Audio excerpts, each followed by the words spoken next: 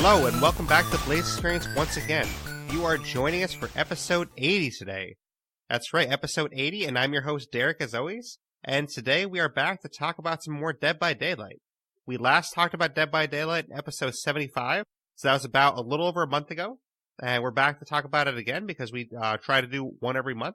So I do have my partner in crime back here with me for that, but we'll introduce him in 1 second.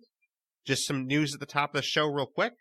Our next podcast is going to be next Saturday, May 18th, on the massive Sea of Thieves update. I almost did that this week, but getting the guests together and getting enough knowledge about that update, I decided I'd wait one more week to do it because there's a lot of stuff in that update. It's really meaty. It has a lot of new modes. It has new mechanics, things like that. So in order to really cover it and do justice to it, I wanted to do it for next week's podcast. So next week's podcast is going to be on that massive Sea of Thieves update that just happened for the anniversary of the game. The next stream we're going to do is going to be the original Borderlands. That's going to be Monday, May 13th, this next Monday, 12 p.m. to 4 p.m. Eastern.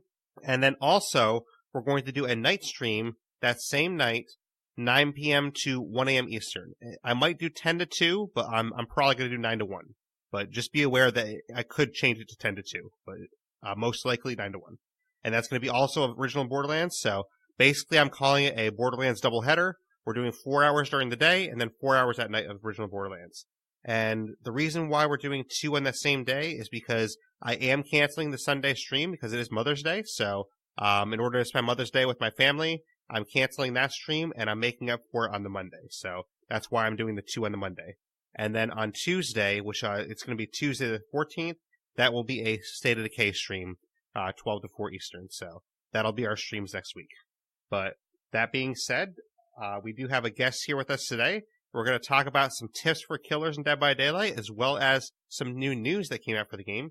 Please welcome back to the show, ACC. How are you, ACC? Welcome to the Blaise XPerience. I'm great. Happy to be here, man. Sorry, I always wanted to do that. Every time you jump into my streams. Yeah. Well, the Blaise XPerience has arrived. It's a good voice. Yeah, yeah. So I wanted to throw it out there. I'm great, man. How you doing, bro? I'm doing pretty good. I haven't had a chance to play as much Dead by Daylight lately as you have, but I'm excited for these changes. These changes are really cool, actually. Yeah, they're really good. I got to play it. I got to see Endgame, which we'll get deeper into it in a moment. I got to see it, how it actually affects you right at the end. It was great. I can't wait to talk about it. So you do think that it's a good change for Dead by Daylight then, or it's a negative change? Yeah. I think it's a great change. I think it needed to happen, especially for trollers and people holding game hostages.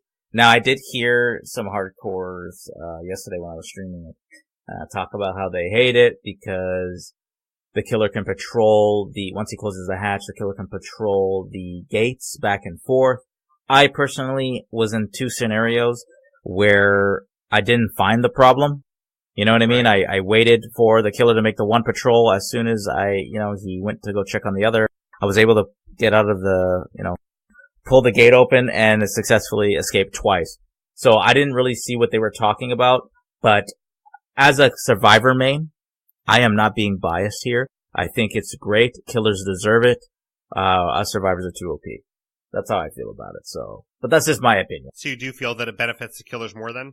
It definitely helps them out, and it stops the game from being hostage. Obviously, if you have a key, you can reopen the hatch when he closes it. So I guess we'll break it down pretty much what Endgame Collapse is.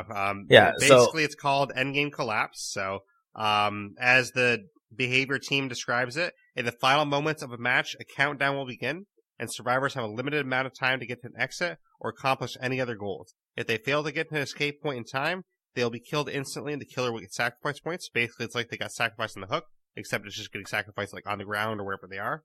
And the collapse is triggered by either opening an exit gate or the killer closing the exit hatch. At this point, a 3-minute countdown will start. The progression bar will prominently appear on the screen. It will slowly tick down to oblivion, but will additionally be altered by the state of survivors. It'll go slower if a survivor is hooked or down, for example. All generators will become inaccessible once the endgame is activated, and while you don't need them after the gates have been opened, there are usually extra points to survivors if they get all of them. Exactly. So it was playing it with the scenario there's benefits to this as well. So we'll get down to the point where yes, the killer can As soon as he finds the hatch, he closes it, and now opens the escape gates so you can escape. Now, the benefits too, if it's a game where we call the write-off, where, a killer is just having his way with us, and no generators are done, the opportunity of escaping the hatch does come your way. So yes, even if 5 gens or no gens have been activated, so all 5 are still active, you will still be able to escape from the hatch or escape from the gate if the killer closes the hatch. The benefits for hatch standoffs, there is no hatch standoff anymore. The killer has lost his grab ability. So if you're jumping and he is able to, usually he would be able to grab you mid-jump and then pull you on his shoulders. They've removed that, which is great. Interesting. Because that would be beyond OP. Yeah. So the advantages there are huge.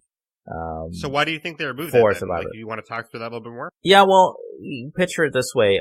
With this disadvantage that the survivors have at this point, because picture it this way. Typically in a DVD game, it's either going to go south or north. Okay, it's either going one way or the other. So you're never going to really see the end game too much. You know what I mean? Once you've opened the gates, you'll be able to escape. Yes, endgame will be active. You have that 3 minutes, so you can get out. But when you're in that scenario, that occasion where you're at that situation, remember, the killer has the ability to close that hatch. That's gonna be tough. So, you to get to an escape gate and opening it will be tough, right? You'd have to be really, just patient with him. Now, I guess my question that I don't know the answer to yet, maybe you know the answer to this, but say I'm the killer and you're a survivor in my game, right? So, right. Let's just say I close the hatch. Is there any way for you to reopen the hatch again? Or is it closed for good? Yes, no, it's closed for good unless you have a key. If you have a key, you can open it. Okay, so basically if you had a key, you could open it again after I close it? Yes. If you have a key, you can definitely open it. And then escape.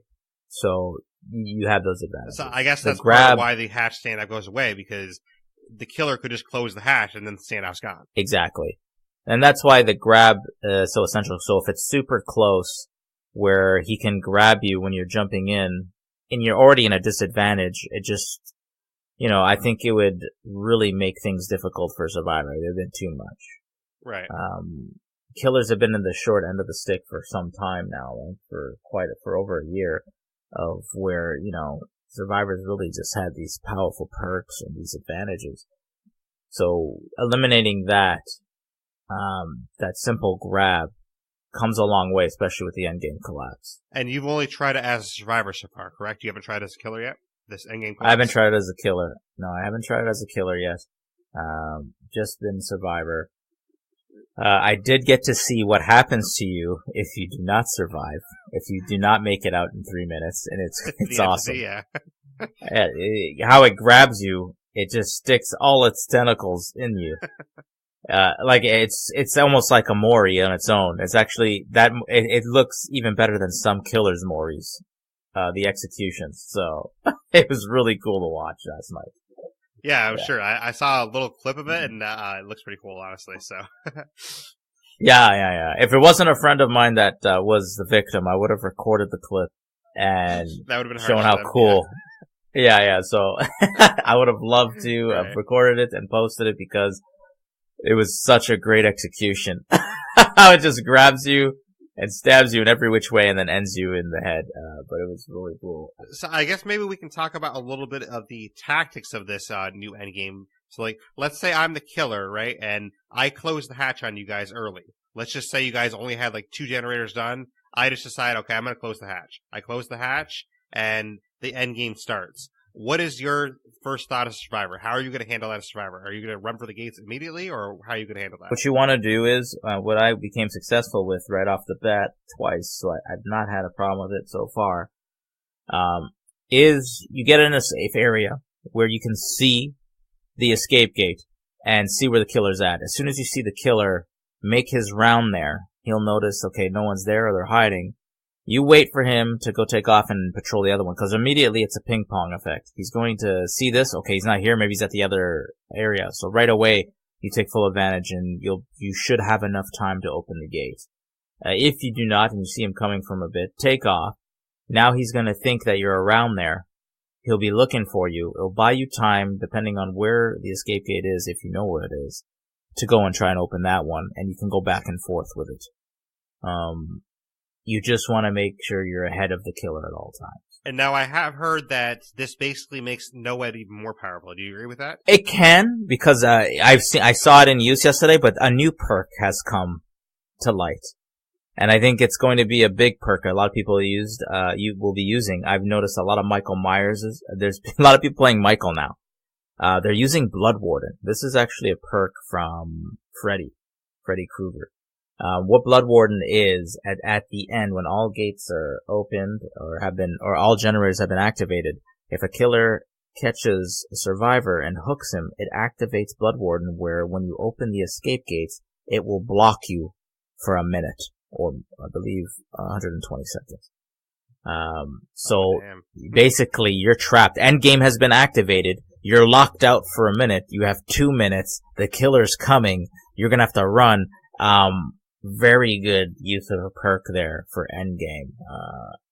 That's almost wow. broken. I mean, because that was obviously in the game before Endgame started, so I wouldn't be surprised if they actually patched that at some point. I don't know. I think it adds an element of surprise. Will people actually risk going Blood Warden or for a sacrifice of a perk probably they like?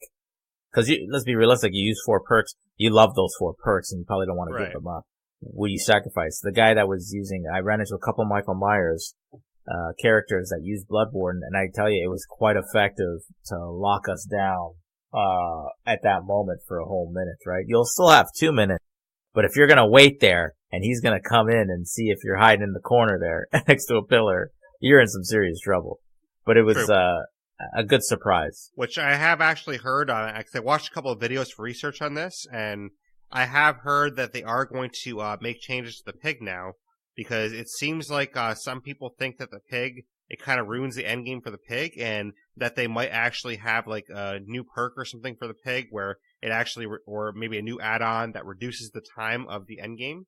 Do you think that it kind of ruins the pig's endgame with this new endgame collapse out here? I don't see it. You know what I mean? When you'd never really. You're going to see endgame if you've done extremely poorly, or it's the other way around, right? Like endgame will show up regardless once you activate the gate. If they're going to escape, they're going to escape, but I don't know where it hurts them. I can't see it. Like what in particular are they talking about that would hurt the See, pig? I'm not really seeing either, because I think it could actually be a good strategy. Like, say I'm the pig, if I actually put a trap on someone, I could see a good strategy being put a trap on someone, and then if they're close to finishing anyways, close the hatch. Then it automatically activates that trap. They have 3 minutes to get out, but they also have to get that trap off first. Yeah, I don't see the problem. So I think it's an advantage, and it slows down the game. Yeah, because basically that person only has 3 minutes to get out, but part of that 3 minutes has to be spent getting the trap off. So like they're even more depleted on time. I don't see an issue with that. I think it's a strength. Can you imagine if they put Blood Warden with her on top of that? When you have the masks, you're like, it's just so much time's being killed. They'll probably have a minute or less to kind of get out of there. So, I think the pig's pretty good. And with her new cosmetics, she's going to be rocking pretty cool. Yeah, so those new, there are some new cosmetics for the pig, and they look awesome. And I can't wait to check those cosmetics out. Do you know if they're actually in the game yet, or are they not out yet? They're not in the game yet. I checked because I did want to look at them. I saw the photos of them, and I just wanted to see them up close. It made me want to be the pig. That's how nice these cosmetics are. Well, it's amazing how skins are. Why wouldn't you want to be the pig anyways? Like, the pig is awesome, so. Agreed. But one of the cool things, I mean, honestly, like, I would make the argument that this actually makes the pig even more powerful with this new endgame, because basically one of the things is, with the pig's trapped, if I put a trap on you, for example, you were always allowed to escape through the hatch. But now, if I actually close the hatch, you can't escape through the hatch now, and if you have a trap on you, you have to get that trap off. So, like, there was always the option, previously, before this end game happened, okay, if I put a trap on ACC, he can just jump out the hatch, and he doesn't have to worry about the trap. Now you have to actually worry about the trap if I close the hatch. No, very, very true, right? It completely changes the course of the game. I just like it. I think it's more difficult, for survivors. A little bit more, it wasn't really something difficult. into a higher level. This is now just changing the game, and it's helping out the killers. The killers, they go through a lot, even though some of them can be real jerks, but they're real jerks because survivors make it hard on them. True. Especially with the teabagging in the end there. So, and then holding the game hostage, especially if it's a baby killer, you know what I mean? And these people that de-rank themselves, you know, to make it easier for them, but really ruining the experience for new people, you know, they will only have 3 minutes. And if they, you know, before they used to linger for... That's one of the things I hate the most, too. Like, variety. people just linger at the exit. They won't actually leave. Like, they just try to taunt you. I'm like, oh, just take your win. Like, you did great. Like, take your win and be humble about exactly. it. Exactly. Or some of them don't leave at all. They're, like, doing totems or running around trolling them, knowing it's easy. Like, you know, that ruins an experience for someone new that wants to play killer or, you know, just have an experience with it. You're ruining it for them. This stops that completely, and it's great. I talked to, like I said, I was talking yesterday on the stream with a couple tryhards that they came in, and I know them, I've known them for years, you know, saying that they hate it. You hate it because you can't do the things that you like doing, and it's trolling people. You know what I mean? You know what I mean? I love it. It's great. Good job behavior. Like, hands down, great job. Which we have mentioned a few times now about closing the hatch with killers. I do want to reiterate that that's not the only way the collapse starts. The collapse also starts if the exit gates are open. So if the survivors get all the generators done, like, you know, the end game used to happen, that's still going to activate the exit gates, and then the end game will still start that way too. Exactly. Killer can open the escape, can even open the escape gate. Like, you know what I mean? Yeah. The strategy there. Is there any reason you could think that you want to open the exit gate as a killer? I can't really think of one myself, but. I can't unless maybe they have Blood Warden. And it gives them time and makes them try to squander and run and find the hatch. Or, you know what? If they want to play Mercy and say, here, get out. Or maybe if they have NOED and they want to, like, try and bait them somehow or something. I don't know. Yeah, well, NOED's going to be a thing. So that could also be the case, right? So if they're going to open one gate, it definitely leaves for an interesting, different feel of the game. I like it a lot.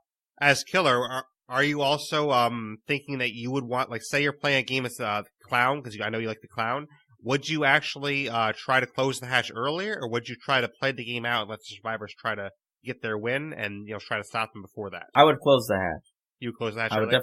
I would definitely close the hatch earlier. I would do it. I would close it, and give them that opportunity. Because I know right away I'll be able to see them. Like, if you're going with a strategic killer, you know, if one gen's been done, or one escape gate's been done, a lot of the times they're gonna try and hide back for a little bit to hope that you leave. Smarter survivors won't. They'll go to the other one and do like what I say. You want to go ping pong, go one end, keeping aware.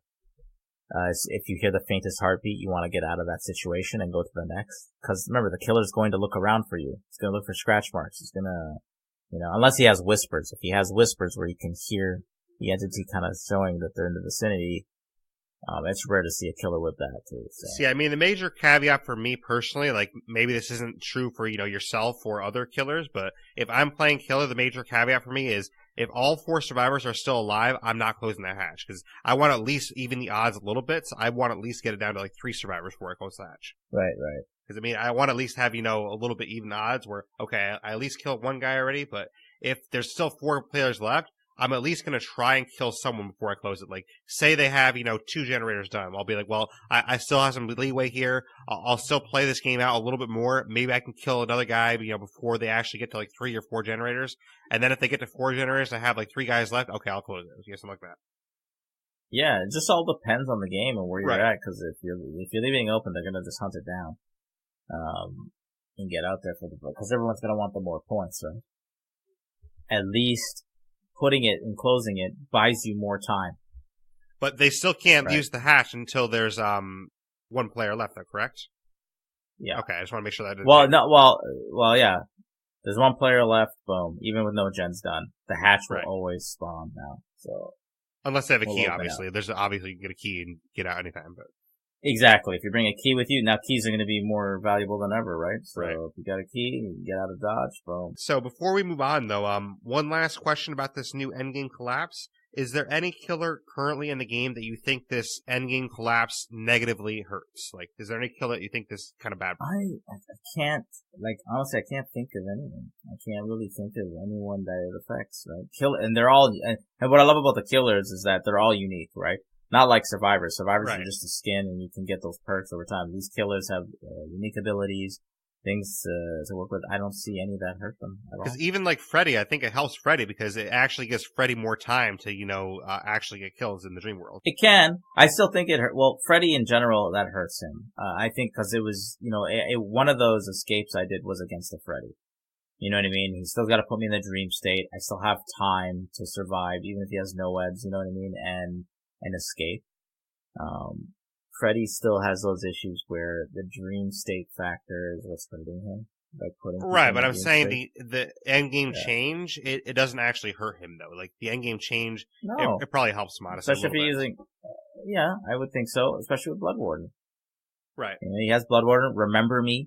If he's using his perk Remember Me, oh my gosh, he's hitting that survivor, that obsession that whole time, and then you have endgame set.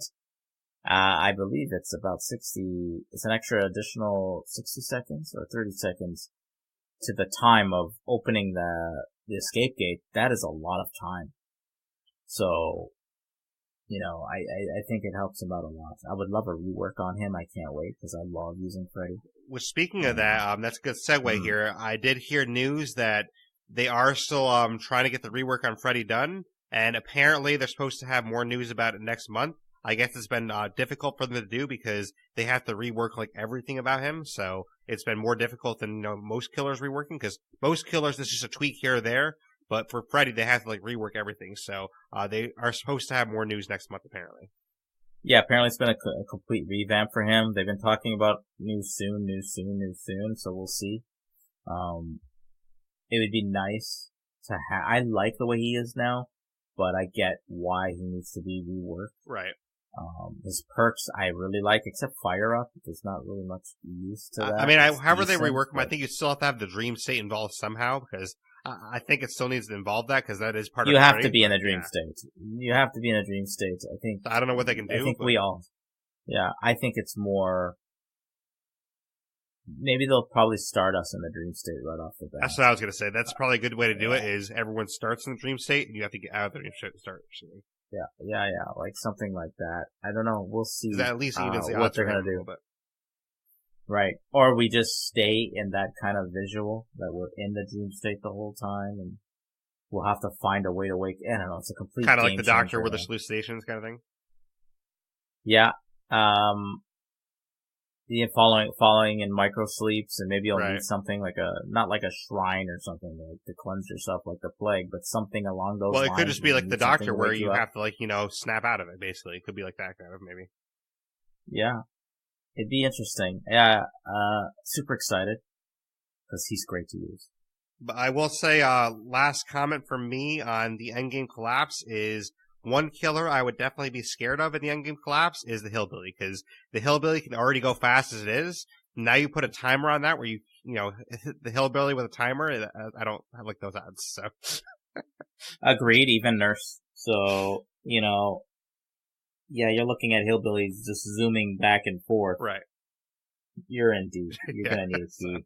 You know what I mean? And you're not gonna know you need a key until you realize you're in game. You realize, damn it, the Hillbilly's here. So yeah. So the Hillbilly Nurse were already powerful enough. I think endgame actually makes them even more powerful. So can you imagine a Hillbilly with Blood Warden on top of that? Just walking. Oh my gosh. Man. Blood Warden and Noed. Imagine that. Oh, jeez. It's a nightmare. Yes. That would be bad. I'm always confused when Hillbillies have Noed, just because they have the one down ability anyways with the saw, but I mean, I guess that's just an added pain. Yeah, that's an added arsenal. Just in case you miss, I guess it works. So yeah, no, it's an added beatdown. It's definitely just solidifying what he's already doing. Yep. He misses you with the saw, just hack you down with his hammer. Exactly. Yeah. But the endgame collapse is pretty cool. So, if anyone listening to this hasn't tried it yet, get out there and try it. But we do have some new leaked killers as well. So we're actually going to start with the one that we have less information about, just because one of these we have a decent amount of information, and it's probably the next killer. This one I'm going to talk about first is probably not coming for a little while. It's probably maybe 2 killers from now.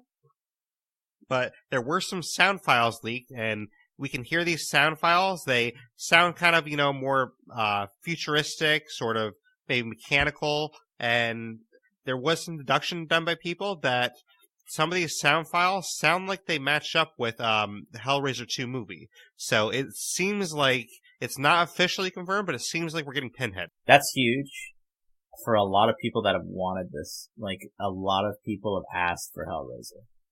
Like, a Hellraiser character, obviously Pinhead. Super excited if that's true. Now, the last time they leaked something like this, they were pretty much hands-on correct, and that was with Freddy. So, to have him in this would be just a big, big move. Yeah, that'd be awesome. I hope he does come in. Licensed killers are huge. They're always great to have. We all love it. They're iconic, just freaky characters that we've grown up probably watching or starting to watch these scary movies and seeing them, how much they freaked us out when we were younger. To have them into the game speaks volumes, and to have Pinhead in there is just to add into the great list of DVDs put in there for killer. Absolutely, and I hope he does actually come in. This is supposed to be, possibly the second killer down the line, so not the next killer we get, but hopefully the one after that. So a little bit farther down the line, but I hope he does come in. And like you said, every time we get a licensed killer, I love that as well. It's kind of funny to think about too, with all these licensed killers that are being talked about and all the ones we already have. It's still funny to think that we still don't have Jason yet. Yeah, just because of that, that Friday the 13th game, of course, that's what's been holding it back. But they do not own rights to the 2009 version, which still makes me I was thinking we were going to get Jason last year for December, just because of the talks that were going on and rumors, but it didn't happen. But yeah, I mean, it sounds like we still almost can't rule out Jason. It sounds like we almost had Jason. We almost had the Creeper. So yeah, sadly Creeper was there, but due to obviously political things these days, I don't think we're going to be seeing the Creeper anytime soon, which would have been great to have that character. That'd be awesome. Yeah. And then that'd be so good. But no, we got Jason possibly in the future. Like that would be a huge add-on. Absolutely. And I will say the only one that you and I have also talked about a lot offline, we both love to see Chucky in the game. Chucky would be awesome to see in the game sometime. You know what? A lot of people are like, no. I said, why would it be dumb? It's great. It's a great twist to such an iconic character being that little tiny thing. And we were talking about it. Instead of him, obviously he can't put you on the shoulders, but he would drag you to the hook. It would just be right. It'd be great. How can you not? There'd be so many comical things that DVD could do just to accommodate Chucky. Say even the hooks, they could just drop the hooks down a few inches. That way it's his size. That'd be hilarious. Yeah, and have the hooks levitate. Yeah, he brings them to the hook, boom, hooks them, and then it just. And we were talking about pallets too. Maybe he can crawl underneath the pallets instead of breaking them. He just crawl underneath them. So. Yeah. You would probably have the option to break him or whatnot, but just to slow the pace, like how killers, they're kind of blocked. He has to crawl, so it kind of slows and makes that pace. I don't know. There's so many ideas. It'd be great to have it. Why not? It'd be different. Right. But you never know, man.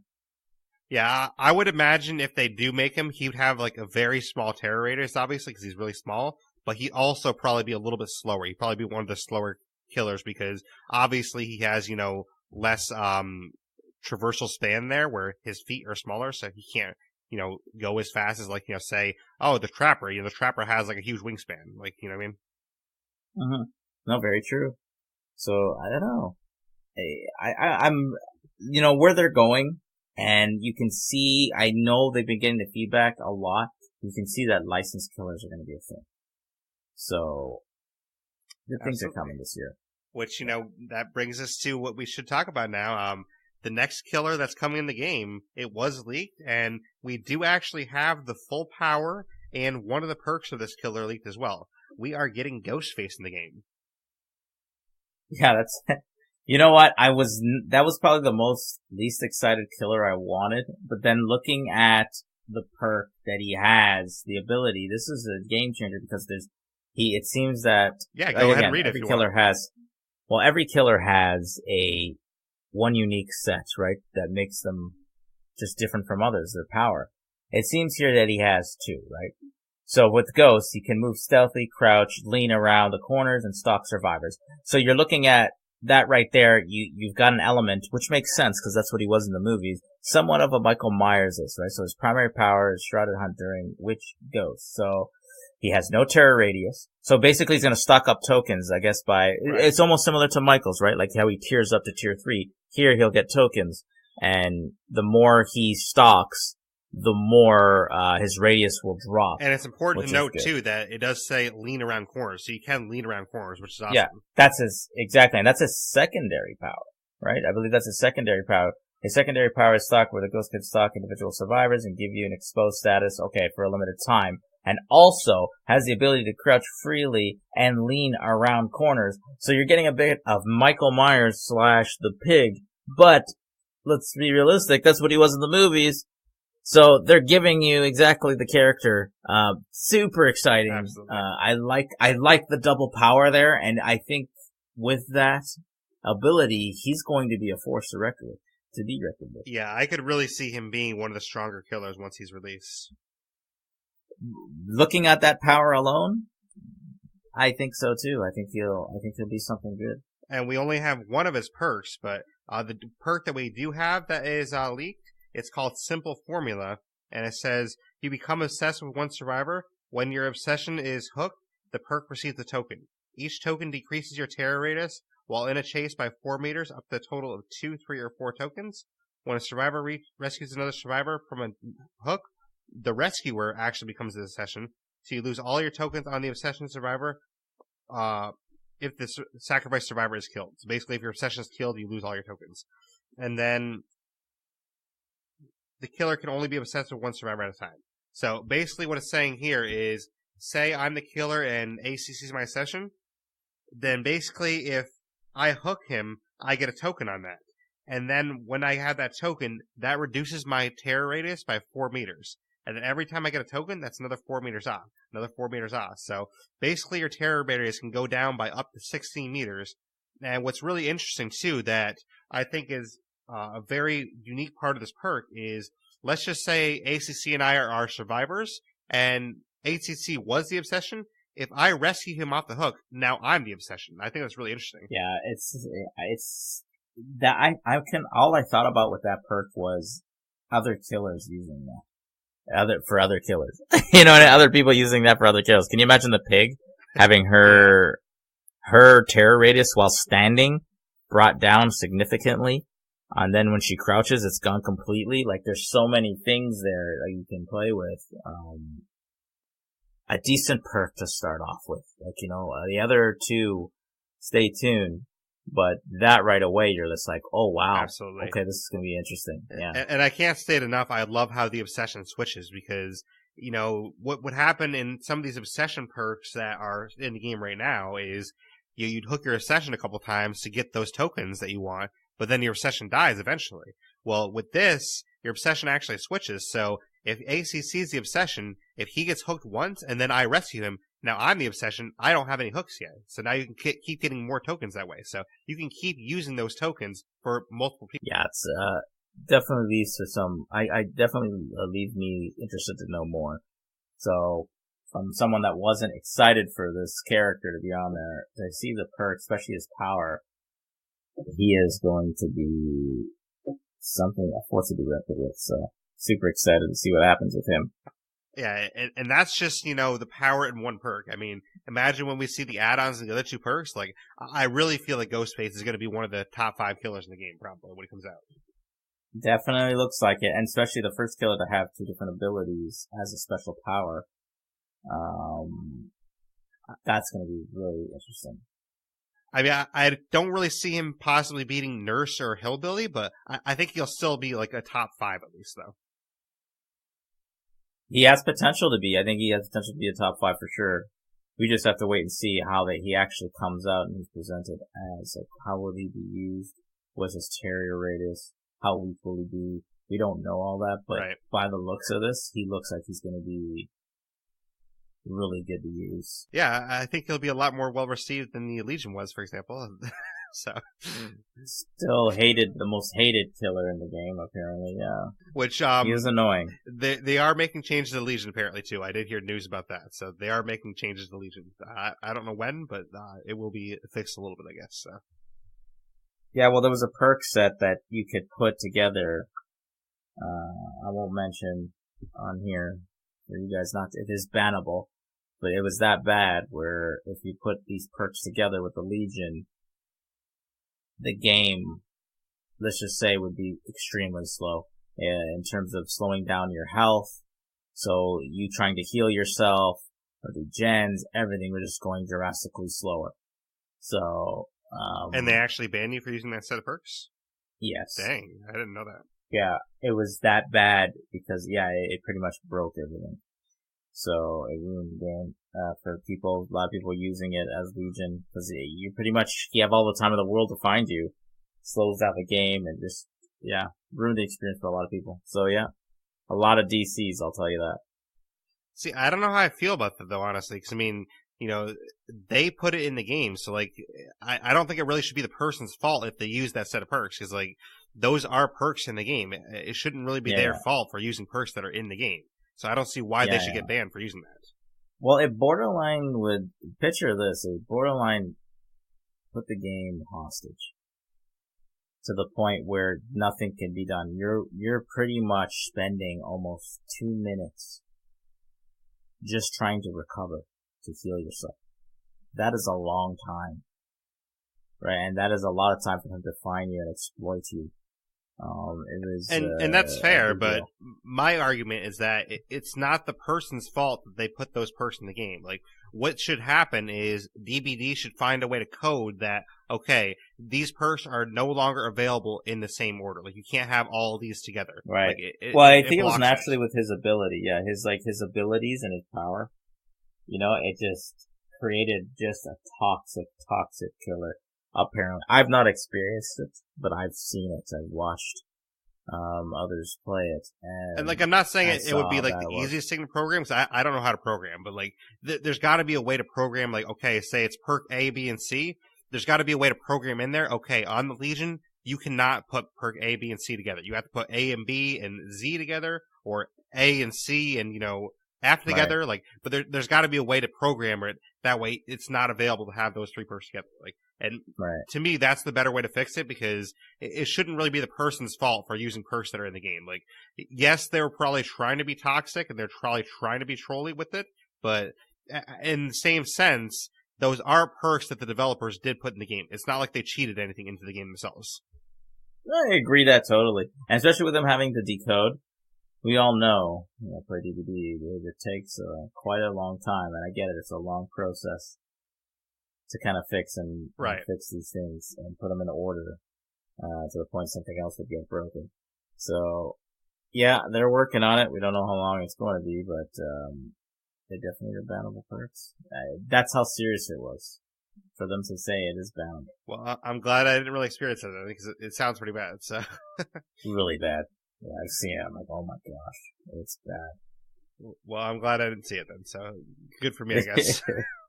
I think a lot of victims were PC players too about that. So, but yeah, I mean, do you have any other comments on Ghostface and Pinheads before we move on? Well, we didn't get too much information on the Pinhead. We're not getting too much information on Ghostface other than what we saw. I just think that one thing that we know is that Behavior does a great job of actually taking the character from face value and what we've seen in the movies and bring them to light in the game. So I have no doubt they're not gonna drop the ball on this. They're definitely gonna sell expectations. They've always had with licensed killer. Absolutely. And quickly too, since we are getting new pig cosmetics, Do you feel like that's something in the future we could get more cosmetics for other licensed killers? Do you think that might be possible? Well, yeah, it's been a big thing. It's been a big topic that a lot of, fans wanted licensed killers, because a lot of them, again, they love licensed killers because they love the movies, so they want to use them, like yourself. Right. You love the pig. You're a yeah, Saw fan. I love Saw, so I want to use the pig. Exactly. So a lot of that has to do with the companies and the licensing. So for instance, Michael Myers, they couldn't touch him. For specifically Laurie Strode, the survivor, so Jamie Lee Curtis, who played the character, they have strict licensing on no, and there was no negotiation to, number one, having her look exactly like her, and you not being able to change the clothes. It had to be the same. They're very strict on the Laurie Strode image. So that was out of the question. Even with Freddy, I believe, for the first one, there was not even negotiation to take that character. So that's why they had to, because they originally wanted to do the original Freddy Krueger. They took the 2010 version. If you notice that the original version had the red, black, and green? Or was it red and green sweater? Yeah. This, we have the red and black, right? We got the 2010. We might see cosmetic changes with that. I don't think there's strict, cosmetics for Freddy. But yes, in general, a lot of these people that get the licensing, apparently it's very, very strict on how they do things. So, you never know. I think the Saw was a big jump and a big leap for licensing, so you never know. Maybe Ghostface is the same. I'm looking at Ghostface here, the image there. I don't remember this uniform, this cosmetic here. So I know Ghostface has the devil mask that's not pictured in that picture, and there's devil masks you can get too. So yeah. So I'm pretty sure you'll be able to get that. They'll add that on. So we'll see. Yeah, you never know. I think it does pave the way.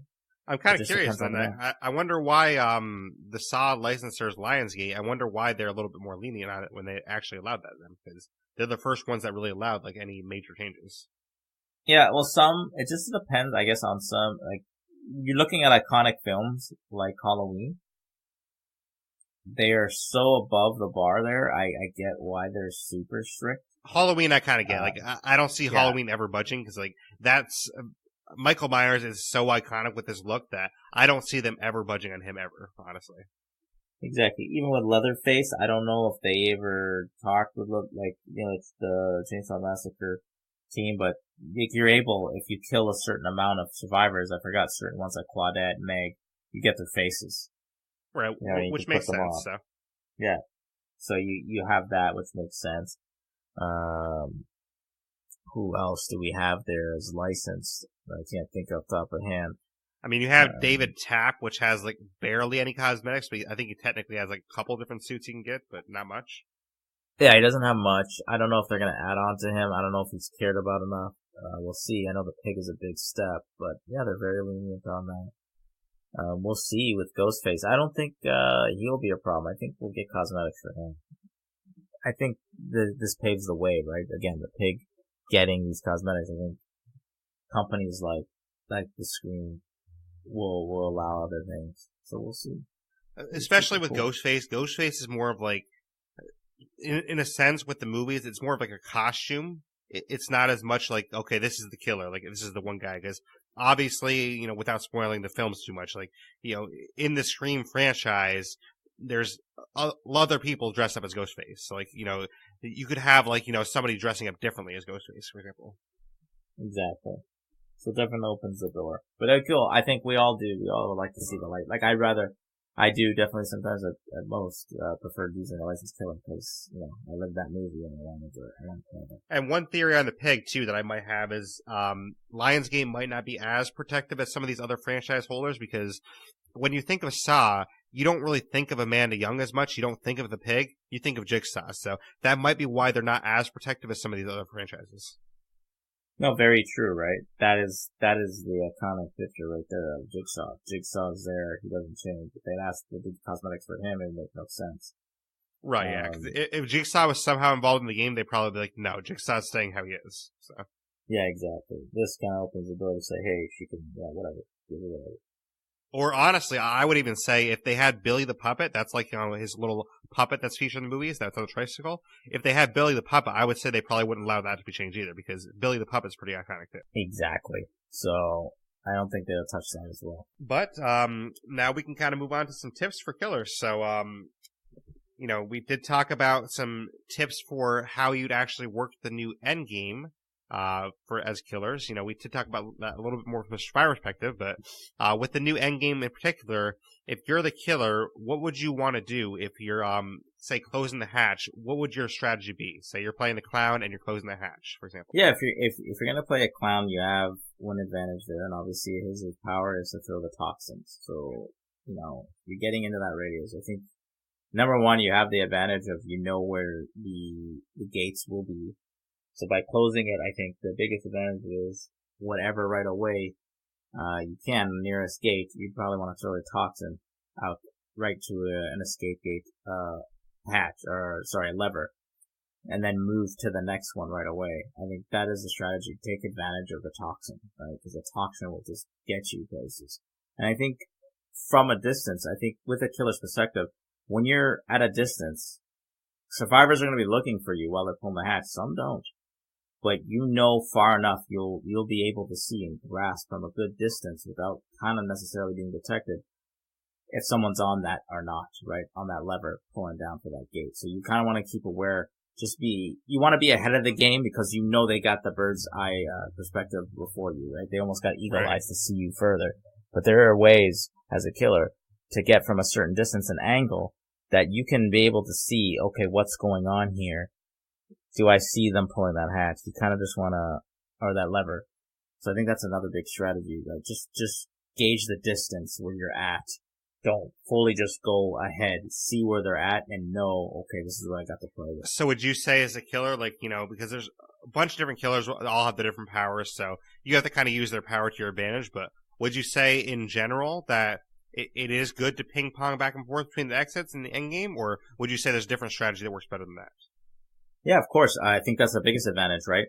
It was a big complaint for some of these tryhards that they can patrol the hatches back and forth. Yes, they can, if they're very close to each other, which would be terrible. Now, I understand that fact. I haven't experienced that, where, sometimes we will find that the escape gates are pretty close to each other. Right. In certain maps, where he can ping pong and go back and forth, but ping ponging is clutch. The thing is to know the ping pong. So if someone was working on that one end, they're probably hiding around the vicinity. You want to definitely make sure that you play a mind game of, okay, let me look around.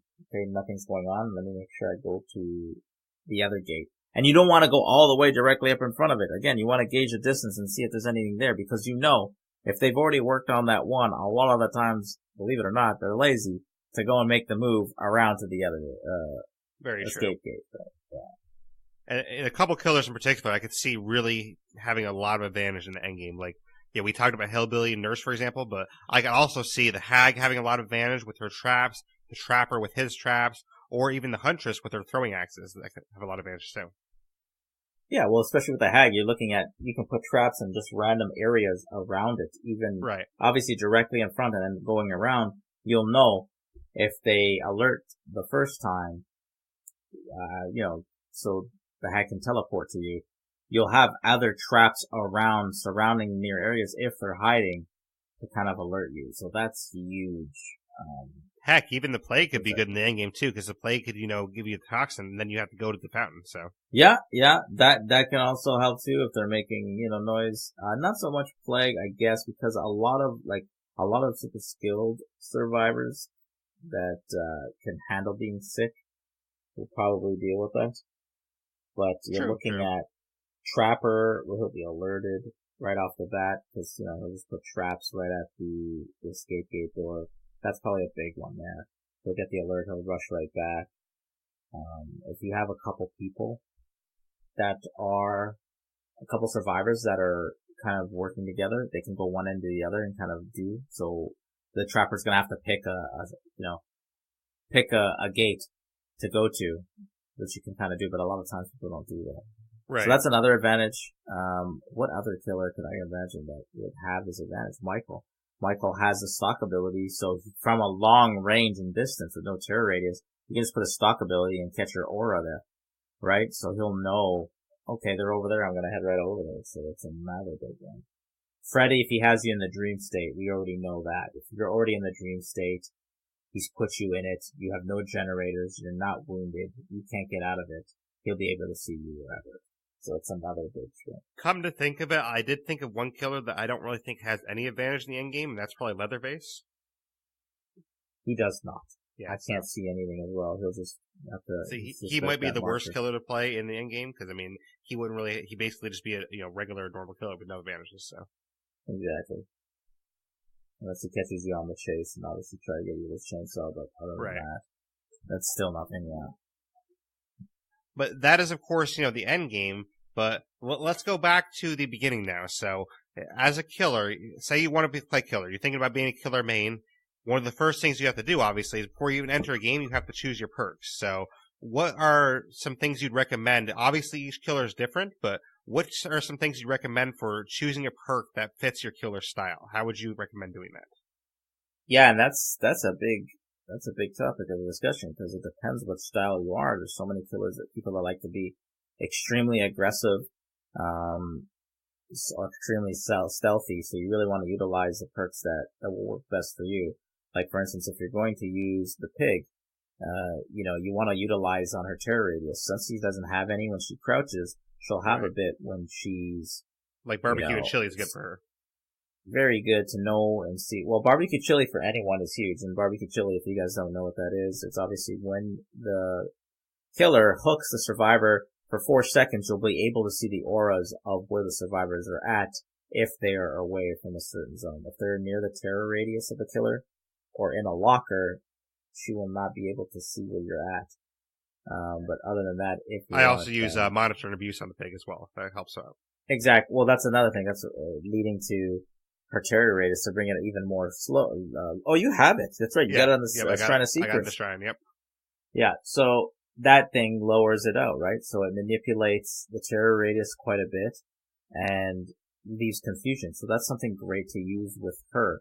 In terms of her make her choice, I think that's a great perk for her as well. So someone unhooks.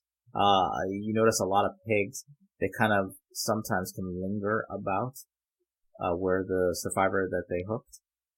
So they can take out the person that did the unhook, because make your choice basically is like a no-ed, right? As soon as you unhook for a minute, you're exposed to that effect where she can take you down.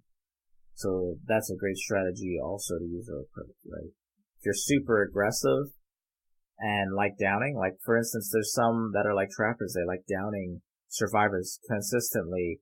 I think a deer stalker perk would be great for them just because they love downing everyone. And at times when you're downing multiple at a time, you may lose some. So you probably want to have deer stalker where you can see where the downed survivors are. So there's another strategy for that. Yeah, and I'd say the hillbilly fits in good with that too, with the aggressive strategy perks.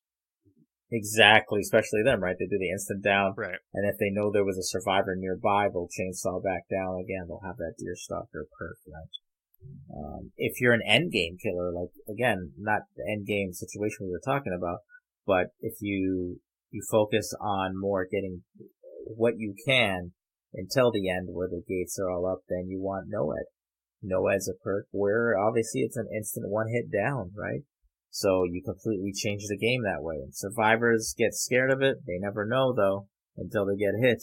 If some get lazy with taking out totems, then they're in for a long haul, a long ride there. Well, short one, really, 3 minutes. But sure. No-ed's also No-ed's a great perk to have for an insta-down, like if you're more focused on endgame. Like if I use Freddy Krueger, my set is endgame, because his stuff is built for endgame.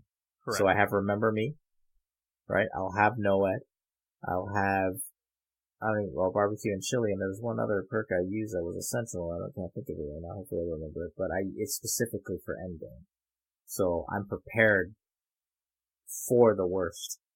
Yeah, basically what we're getting at here is, depending on the type of killer you have, you want to build your perks around that. So like, for example, one of the more unique killers, I don't know if you have any recommendations for this, but how would you set up your perks for the nurse, for example? That's one of the more unique killers. It's so funny because the nurse is such a great killer to the point where she can probably get well without any perks. With her blink ability to go through walls, to go through anything, she's just got that candid ability to get you when you're caught. If you're going to use her, I would say, yeah, barbecue and chili would be clutch with her because you want to know where everyone's at and you can blink to it. Other perks, I can't, another monitor abuse would actually be good with her as well, right? To lower her terror radius, where she would, flunk and give you a nice big surprise. Noed would be clutch with her as well, right? At the end game, if you're struggling and you're getting to learn her, again, a one hit down would be great with that. Another perk would just be optional. She is so strong at where she's at going through walls, anything can happen. And I guess one last little subcategory to give you. What would you say is good to help the projectile killers, meaning the Huntress and the Plague? Good perk sets for them. You know what? I think depending if you're just starting, I think Bloodhound would be clutch. If you're going to be a ranged shooter, you want to follow their blood trail because sometimes you may lose them at times, depending on how far the toss is. So I think Bloodhound is great because it does give you a great blood trail for a few seconds to see where they're at and pick them up. In terms of chasing them, maybe enduring. I think enduring is a big thing where if they get pallet hit, they be able to recover it instantly so they can pull out a hatch and throw at them, hatch it or even the plague. But perks in general, I think with the plague, she has a great perk for the first 2 minutes where I forgot what it's called, but it locks. It locks the generators, It locks the generators, super big start early in the game. So for range killers, you have stuff like that. Monitor abuse, again, that's another good one for her. For those two, would you say anything that helps you find survivors would help too, because you have that projectile throw? So, like, for example, say... Just calling. Yep, like that, or like I was going to suggest maybe like Spies from the Shadows. That way you could actually, oh, there's a guy over here. Let me throw a hatchet at him. You know what I mean? Yeah, you could do Spies of the Shadows. If you're not too, like, Spies of the Shadows is good as well. It's not used as much as, they did fix it though, so it's a little bit better. Yeah, so. Yeah, after that buff, I thought they would be used more. It's still not used. But you can, typically, you want to always be aware of your surroundings as a killer, like in general as a whole. If you're looking around an area, you want to be aware if you see any crows kind of flying back down and landing on a rock, because you'll get an idea, okay, they just ran here. You know what I mean? You want to be really aware of the surroundings and the tools you have, regardless of using perks. Because you're limited when you get started too. You can only use a perk or two to start. I think it's just one. Is that one of the bigger tips that you'd say for a new killer is, pay attention to your surroundings? Or yeah, definitely pay attention to your surroundings. It's going to be hard because obviously this is an experience that because I still haven't played killer that much, and that's why something like Spies from the Shadows is more, my style, because it helps me find survivors a little bit easier with something like that, so.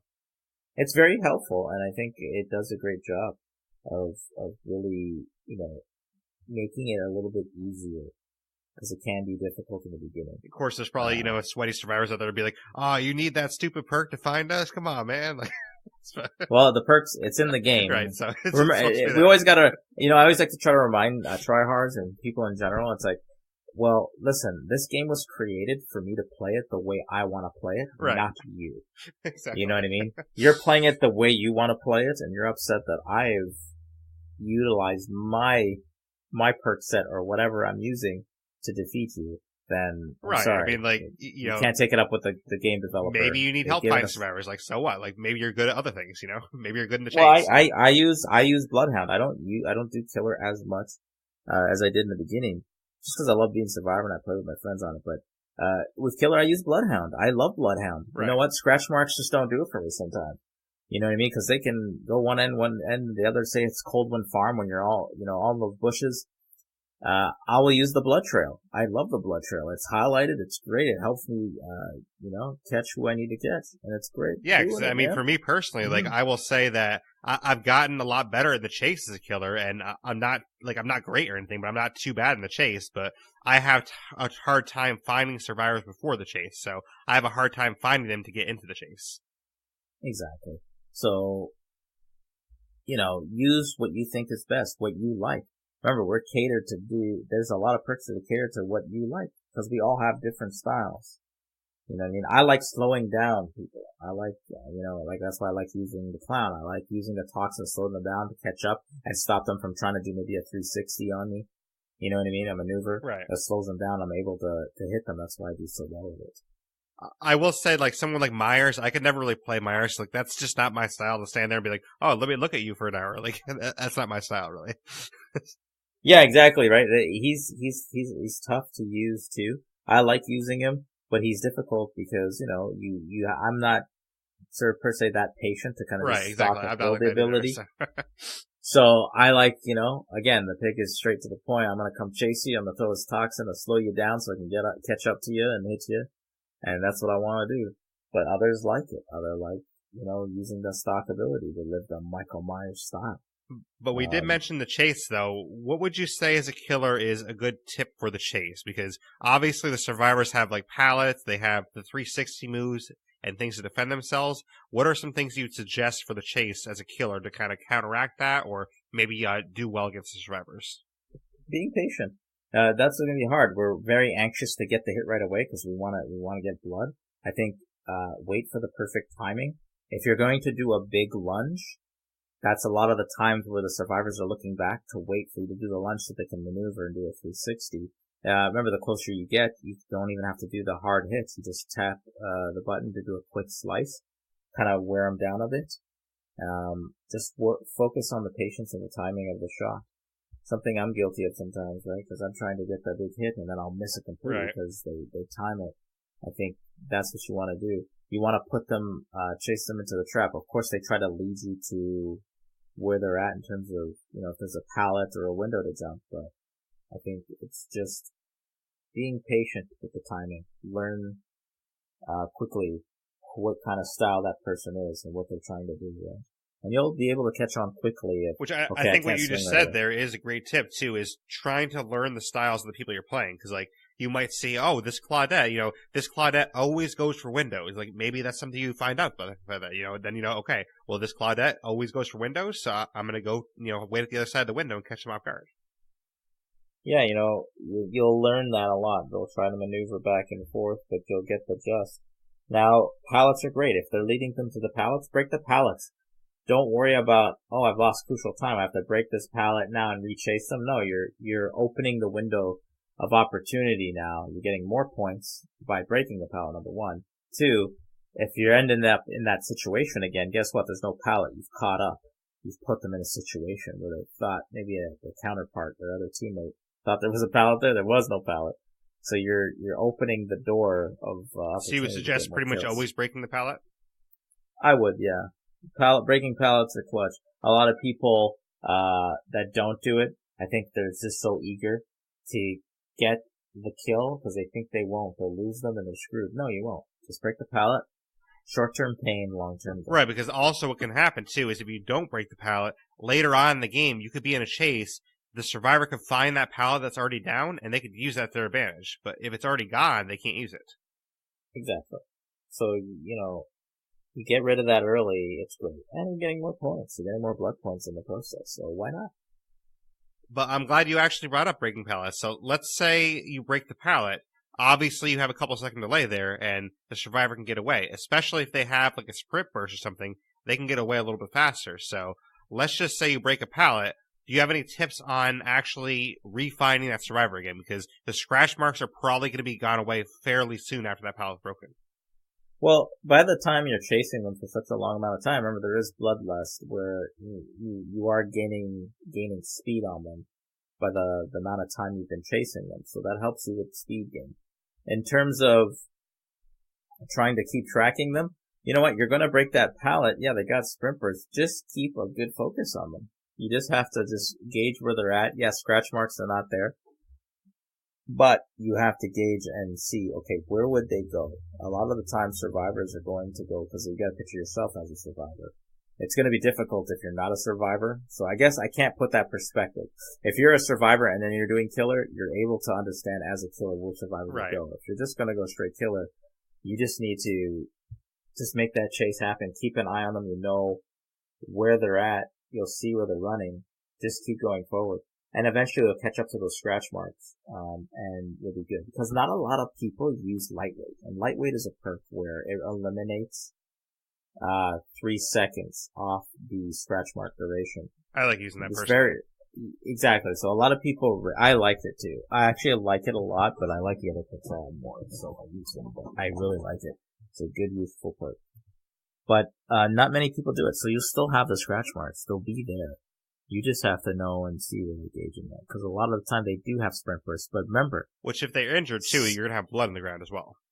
Yeah. But if they're going to use sprint burst right off the bat, which will be right off the bat, sprint burst will be used right off the bat. After that, it's 60 seconds. But remember, they have exhaustion for 60 seconds only in effect. So it's when the chase is over, they can regen and get it. Right? Right. So you don't have to worry about sprint burst until right off the bat when they use it, because they see you and they gotta run, right? So I think you'll be more than fine. It's just knowing and gauging where they're at. Just try your best to slow down the game for yourself. And don't panic that you'll lose them right off the bat. Just kind of take it as best as you can. So let's talk about generators a little bit. So obviously the survivor's object is to get the generators, powered up. That way they can exit the game. So as a killer's perspective, what is your advice for generators? Should you, keep patrolling generators and, go for those only? Or if you see a survivor off in the corner, should you go for that survivor and, abandon the generators? Or how is your general strategy for generators as a killer? Well, you get who you see. If you see someone, you go for them and that's it. If you don't see anyone, yeah, you want to just monitor the gens because you know they're going to be there. That's where they're going to be. But yeah, if you do see someone along the way, it creates an opportunity because if you do get them, it stops some survivors from doing gens or doing what they're doing at that moment. Why? Because it puts them in a situation where we need this person alive. If we lose them, we're in a difficult situation, right?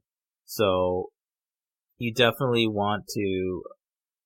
Obviously, when you do the hook, you want to get to a gen or look around the vicinity of where there was close gens, and immediately you'll know what you're dealing with. Is it a team that doesn't care about the survivors, which are randos, and not helping, or will they stop what they're doing to go and help the survivor? You know what I mean? It gives you an advantage. As soon as you see the prey, you must attack.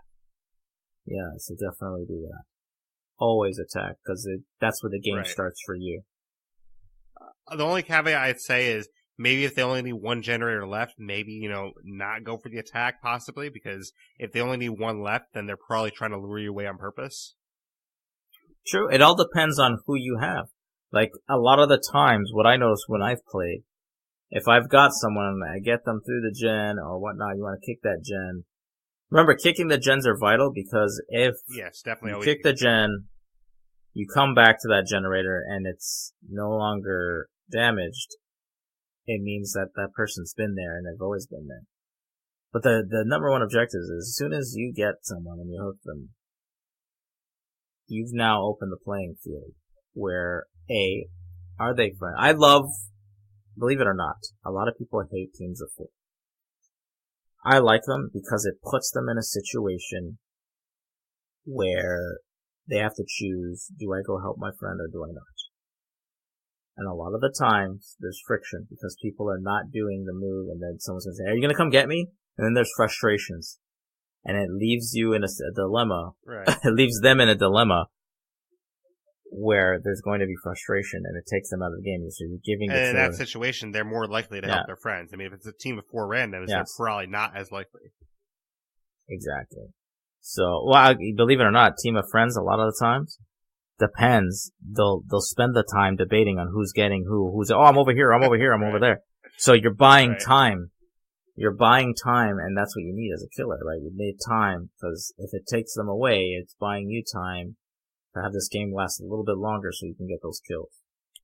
So let me actually bring up a situation to you that I've encountered a couple times as a killer, and I'm still fairly new as a killer, so I didn't really know the best way to handle this. So, let's say there's a survivor on a generator, right? And let's say it's you. You're on the generator. You fail a skill check. So, okay, I know there's somebody over there. I go over there. By the time I get there, they're obviously not there anymore. So, what do you do as a killer? Do you actually search the area around for them a lot, or do you go off to another generator? Or because how much time do you waste trying to find that survivor? Because you know they were just there, but they could have taken it off halfway across the map, or they could have stayed there. Or how do you budget your time as a killer in that situation? Because they could be anywhere at that point. Right. So when you're in that situation, which happens a lot, you'll go there. You know they're around, but you can't see them. I'll do a quick loop of where they could be or where they could be hiding. And then if I do not see them, I can't waste any more time. I need to go to the next ones because that's what they want me to do. So I've kicked it. I'll go to the one nearest gen. I'll go check out there and then I'll run back because I know they'll be there. But from that time, I'll be hoping that I can see them from a distance. You know what I mean? To see where they run at. So yeah, I don't spend a lot of time. If I can't find them within about 15 seconds, or 20, depending on where the scenario is, then I will go to the next one, but then go right back because they're gonna hop right back on. The goal is, where are they? So in your experience, it doesn't happen often where like they are on that generator, then they're so scared they go halfway across the map. They usually go back to the same one. A lot of the times they go back to the same one. Sometimes they do run completely, but the more experienced ones, no, they just stay in a hidden distance. Right.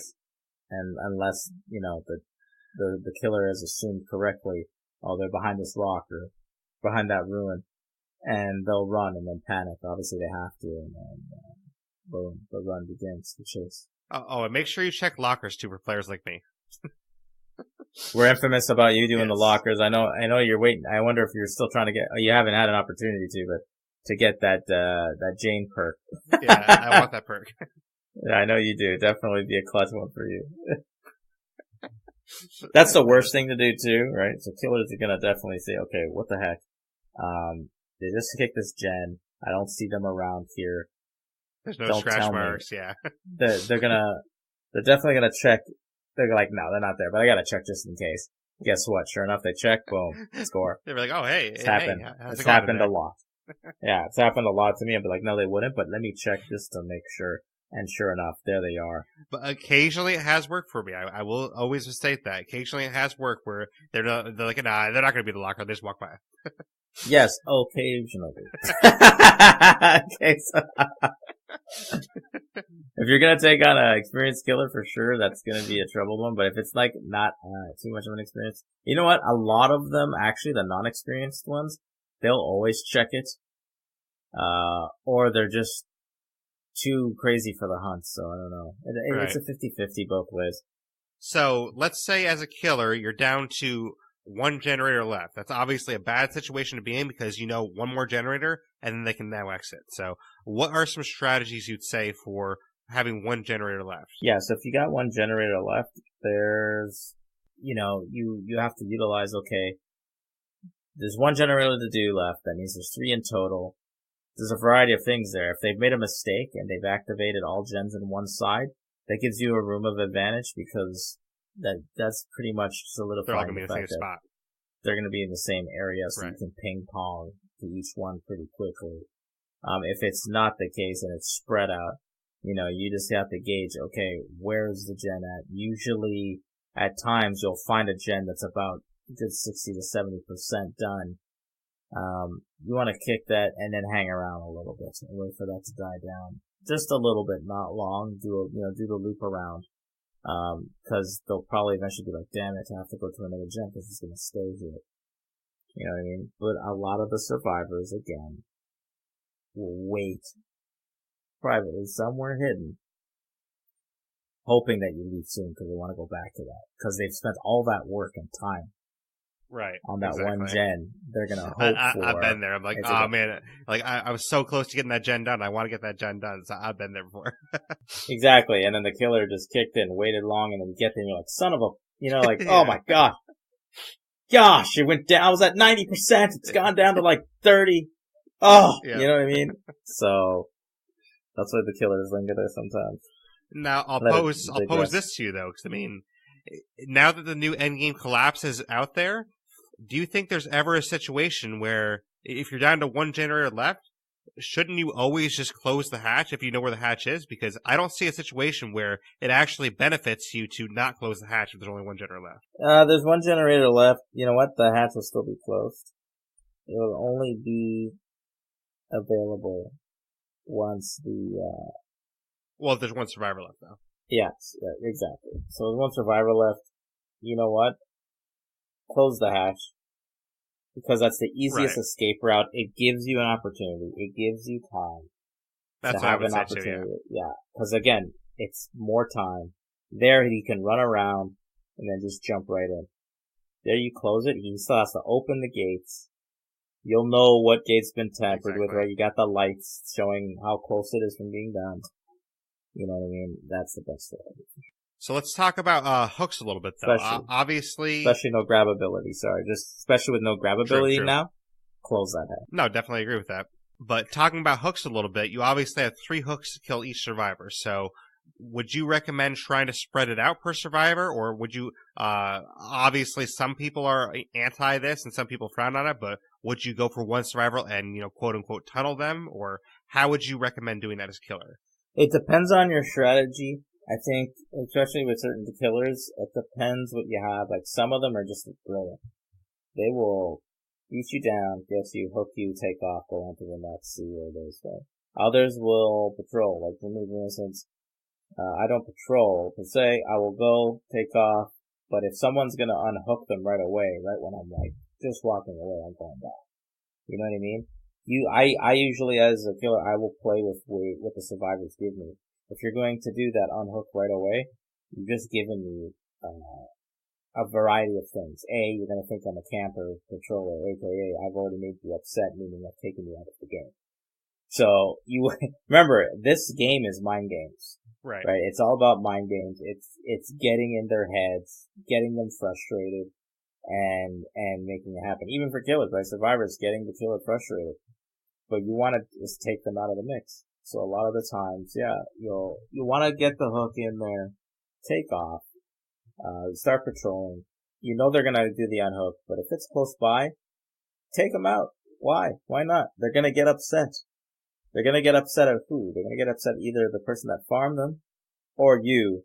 You've taken them out of the game. So again, you've taken the mental aspect out of the game for them. You've made them upset, possibly. And I will say too that, most people are going to be pretty pissed off at you if you do this, but technically speaking, it is still a strategy to face camp and survivor on the hook too, because if you're basically what you're doing, that is still technically a strategy, because say ACC's on the hook and I want to make sure he dies, technically that's a strategy to make sure he dies, because I'm sacrificing all of that time that the other players can work on gens. So technically that is still a strategy if you want to use that, but just be advised that everyone's going to be probably pissed off at you.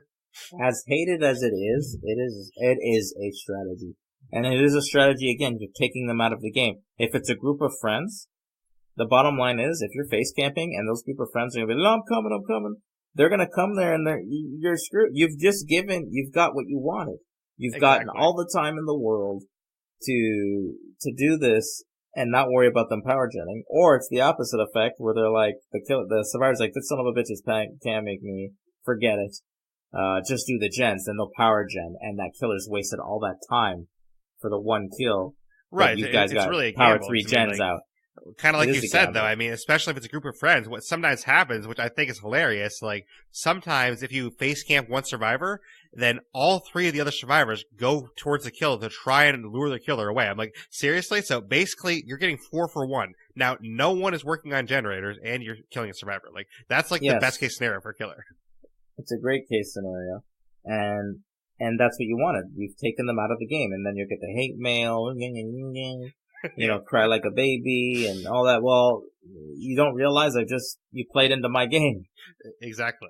So. You know what I mean? And that's that. They're upset about it. So it's another decent strategy, even though it's annoying. Like, you have leather faces that are infamous for the face camping, especially in the basement. He can easily down everybody. You're in the basement. I don't know what to do now at this point. This is a tough situation. If you're a rando, you're on your own. If you're a friend, I will go for it. That's how I am with that kind of serious scenario if I'm a survivor. Because you know, if you're gonna have a Leatherface and you go to the basement, it is the ultimate no-no to be running towards a basement. You know what I mean? I'd rather get downed immediately instead of trying to survive and add more time. That leads me to a basement because he's gonna wait there. Yeah, I mean, I guess if you had the right perks, you could maybe work. Like maybe if you had dead hard on you, it could work out, but not even. And even if it's borrowed time, it's still nothing. He still chops. He chops sueys through that. True. Because he's still I was thinking with dead hard, you could use it and then block it one hop, but it's pretty broken. Dead hard's pretty broken when it comes to console. For PC, maybe, definitely. But. Yeah, maybe, but not really with a chainsaw. Right. But you did mention basements, though. I mean, obviously Leatherface, it's a great strategy to go in the basement. For any other killer, though, would you say it's still a great strategy to try and hook people in the basement, or would you just take the nearest hook? No, it's great. If you can get them in the basement, get them. Number one, you get more points, which is great. But the other thing is, you've got a stranglehold, right? You've put them downstairs, you take them down there, so that means they got to go all the way downstairs. There's one way in. One way out, right? If you take them down there, you've given me all the opportunity in the world, especially if you take them all the way to the back end of the hook, and you're taking off and they unhooked. You can just get right down there. Remember, there's one way in and one way out. You got it. Which, if you do hook somebody in the basement, as a killer, how much leeway would you say you give them? Would you stay right in the basement the whole time, or would you go up the stairs and wait in the top of the stairs, or how would you play it as a killer? Would you guard from the top of the stairs, or what would you do? Depends who you have. You have a Leatherface, you're going down there. If you have a hillbilly, maybe you're going down there. If you have other killers, it depends. If you got traps, you go down there. If not, you can go right at the edge of the stairs. Why? Because one is already down. Right? Now the thing is, if you're at the stairwell and they haven't come up, you haven't seen them yet, you go down there. Because they're trying to heal them, or they're waiting, or they're trying to hide.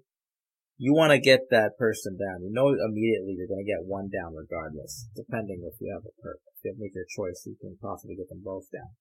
But, you have the advantage. Immediately what I would do is I go down. I will always go down, if I know it's taking a few seconds to not see them. Because why?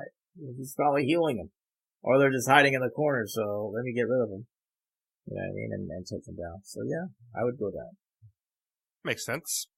Now, one thing we haven't actually talked about yet, and from the killer's perspective, is totems. So, obviously, if you have someone like the Hag, you can protect your totems with, her little traps, or if you're the trapper, you can put a trap down there, but say you're not one of those killers, and you have totems, like say you have Noed, or say you have, Thrill of the Hunt, or you have, Hex Ruin.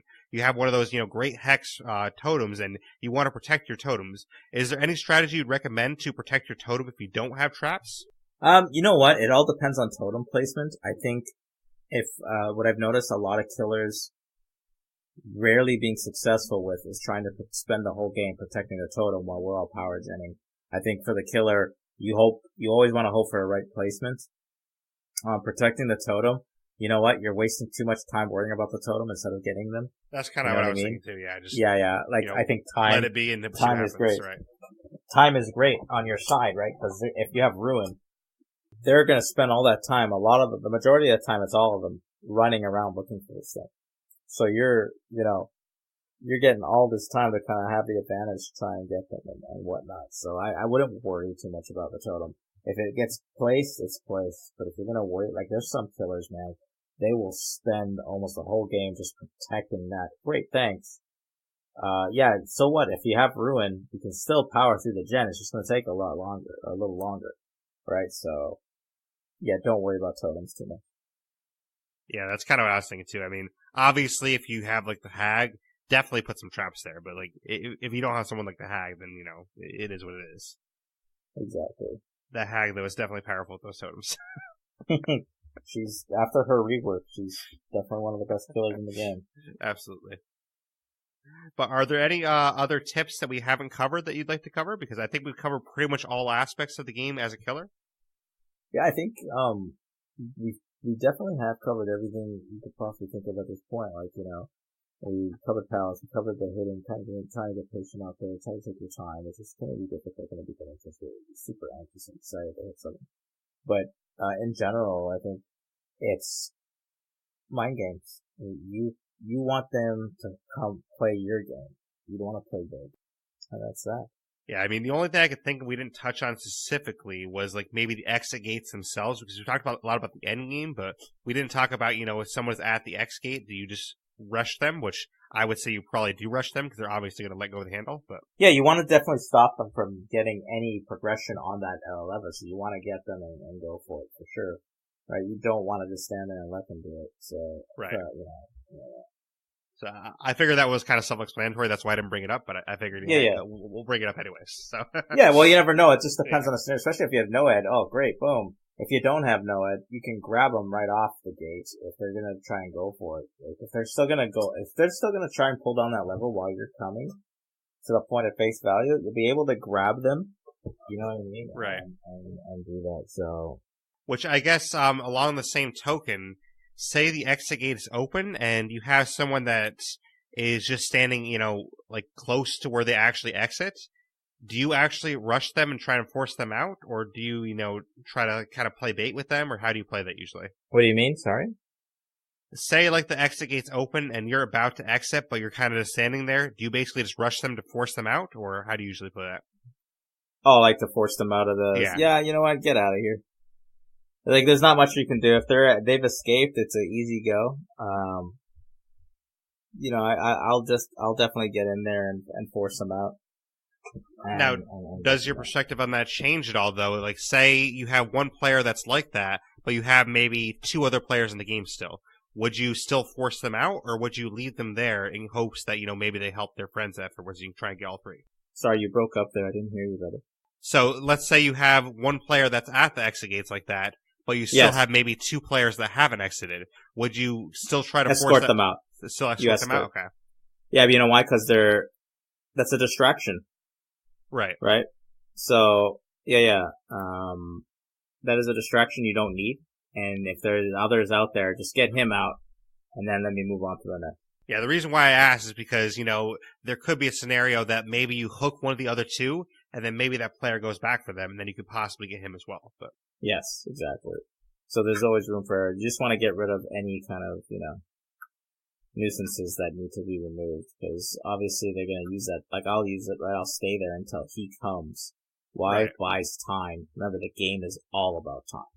Definitely. So seconds matter in that game. And as a survivor, I've done that a lot too. Like, especially if, say you and I are on a team and we're like with other friends or something like that. Well, if my other friends aren't ready to escape yet, I'll wait there for a second just to make sure. Okay, are you guys good? Are you guys good? Like, yeah, exactly. Because exactly. There's no point in escaping early if I'm playing with friends. Like, if I'm playing with randoms, okay, whatever. But like, yeah. It all depends. It really all depends. Especially if your teammates are trash. If they're just not, clueless and don't care about it, it's like later. If you're their friends, you're helping them out, you're learning, you're working together, you want to be, like me, I'll never, even with randos sometimes, I just don't. And sometimes I make the mistake of, I should have left, but majority of the time, it's never the case. But I like to come back. I like to be that same player, get out. Well, I'm usually a sucker, especially if, like, it's one of the randos that, like, has saved me in the past. I'm like, oh, well, they saved me before. I gotta go back and try. Like, yeah, exactly. So I gotta try to help you out, dude. Like, yeah, man. So that's the deal. But, that's the deal. I think we pretty much covered all the tips you can for killers. So, hopefully this helped people. And, we covered all the awesome news about the new killers, the pig cosmetics, the new endgame. We talked a lot about that. So I think that's warranted because I think that's going to change things a lot. So. Yeah, and do a reach out. Like, I think if, anyone that's watches, do a reach out to Blaise, or you can even reach out to myself. If you need to know certain things in terms of details of being killer or even survivor, just how, what perks would work with what or what we could do best for your style, reach out. I think we'll be more than happy to help you out with that. So. Absolutely, for sure. I will say ACC will be the better guy to talk to probably, but, I can still offer my analysis, even though I'm not, like, as well versed in the game, though. The love is there regardless. We will do that. Exactly. But we haven't talked offline, though, about what we're going to do after this episode, and I figured I would pose it to you on the podcast, what we could possibly do for next episode. So, you ready for this? Yeah, absolutely. So I was thinking for next episode, why don't we actually rank all the killers in the game and do our own rankings? How's that sound? Yeah, we could definitely do that. That'd be fun. Why not? Like that'd be great, man. There's always big topic of debate with that. And that'd be so good. I would love to narrow that down and do a breakdown on all of them and go from there. Which would be good. Plus, by that time, we might have Ghostface out too, so we can rank Ghostface in there too if he's out. Oh, it'd be great. I definitely want to get Ghostface. I got Plague. Used her a bit. I think she's fun. I think she's great. But Ghostface definitely, again, the licensed killer factor, just motivates you more to play killer. Absolutely. So I think that's a good next episode, especially on the heels of this one. I think that's a topic that people always like to hear about. They always like to hear other people's rankings. So I think that's a good topic for next time. Definitely. And I'm going to call you out, Mr. Sir. We got to play some DVD. All right. We will have to do that.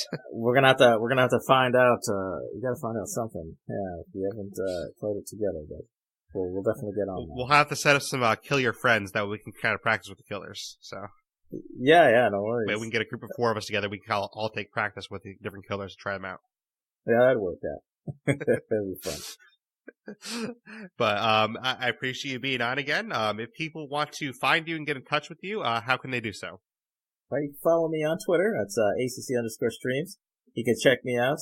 I'm on Mixer, ACC_. You can check me out there as well. Come hang out, have fun, make fun of me. I do a lot of weird stuff, like bloopers. Or you can come hang out, do Telltale Thursdays, which I always hang out with my community. That's what they love doing most. They love doing the Telltale, so I always dedicate it to my viewers. That's like follower day, I think. You know what I mean? People are always asking, do we have holiday to play with my friends? I say, I think we all do it on Thursdays. But, the Telltale Thursdays are awesome. I always enjoy that. We always, it's super fun, running out of the Telltale games, but, people want Game of Thrones, I think, after Borderlands, but. It's a good game. Yeah, I definitely need to make up for that ending for Game of Thrones, especially, do it for Asher. For you, yeah. We won't ruin it if you guys don't know about it, but yeah. All I'll say is I'm not letting you live it down, so. Yeah.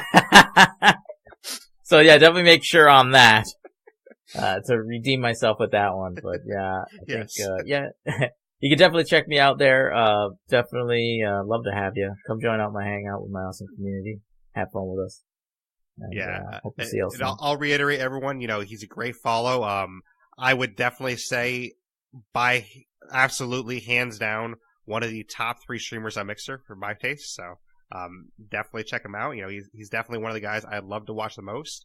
I wish I could be there more often, but you're going to have a great time in that stream and you're never going to be bored in his stream. So definitely check him out.